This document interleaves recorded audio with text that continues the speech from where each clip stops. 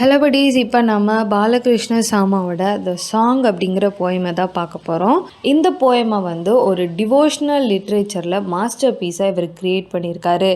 இந்த போயமில் Lord கிருஷ்ணாவோட flute பிளேயிங்கை வந்து ரொம்ப அழகாக நம்மளுக்கு டெபிக்ட் பண்ணி காமிச்சிருக்காரு. அதாவது அது எவ்வளோ மெஸ்மரைசிங்காக இருக்குது. இந்த போயம் லார்ட் கிருஷ்ணாவோட ஃப்ளூட் மியூசிக்கை நம்மளுக்கு சொல்கிறதுனால தான் இதுக்கு த சாங் அப்படின்னு டைட்டில் வச்சுருக்காங்க.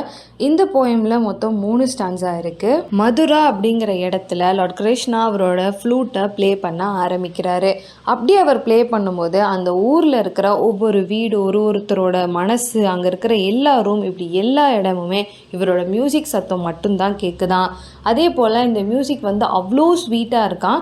காற்று கூட அந்த மியூசிக்கு ஏற்ற மாதிரி வைப்ரேட் பண்ணுற அளவுக்கு அவ்வளோ ஸ்வீட்டாக, ஒரு சார்மிங்காக, ஜூஸ் மாதிரி இருக்குது அப்படின்னு சொல்லிட்டு அவர் சொல்கிறாரு. அந்த ஃப்ளூட்டோட சத்தத்துக்கு நேச்சரே ரெஸ்பாண்ட் பண்ண ஆரம்பிக்குதான். அதாவது கவுஸ் எல்லாம் அது சாப்பிட்டுட்டு இருந்த கிராஸை கீழே போட்டுட்டு அவ்வளோ மயங்கி அந்த பாட்டை கேட்க ஆரம்பிக்குதான். இந்த இடத்துல நம்மளால் ஒரு விஷயத்தை பார்க்க முடியுது. அதாவது வெறுமனை இந்த நேச்சர் வந்து எப்படி ஸ்தம்பிச்சு போய் பாட்டை கேட்குது அப்படிங்கிறத தாண்டி ஒரு உணவை விட இந்த பாட்டு மேலாக ஒரு மாடுக்கு தெரியுது. அதே போல் அழகை விட வந்து பீகாக்குக்கு வந்து இந்த பாட்டு பெருசாக தெரியுது. உயிரை விட தண்ணியிலேருந்து வெளியில் வந்தாச்சு இந்த பாட்டை கேட்டுறணும் அப்படின்னு அந்த ஃபிஷ்ஷுக்கு தோணுது. அழகாக பாடக்கூடிய அந்த குக்கு, நைட்டிங்மேல் மாதிரியான பறவைகளுக்கு கூட இந்த பாட்டு வந்து பெருசாக தெரியுது. ஸோ அந்த சாங் வந்து எவ்வளோ மெஜஸ்டிக்கானது, எவ்வளோ ஸ்வீட்டானது, இல்லை எவ்வளோ எட்டர்னல் உடைய ஒரு இது அப்படின்றத வந்து இதில் காமிச்சிருக்காங்க.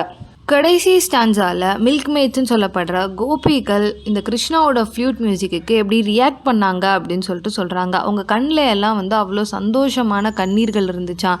அவங்க எல்லாமே ஏதோ கோல்டன் ஸ்டாச்சூஸ் மாதிரி அப்படியே மெய்மறந்து நின்றுட்டாங்களாம். அந்த அட்மாஸ்பியரே பார்த்தாக்க கொஞ்சம் டிவோட்டடாக இருக்குது. அதே சமயம் ஒரு ஸ்டேட் ஆஃப் பிளிஸ், ஒரு எக்டசி வந்து அந்த சீனில் நம்மளால் பார்க்க முடியுது.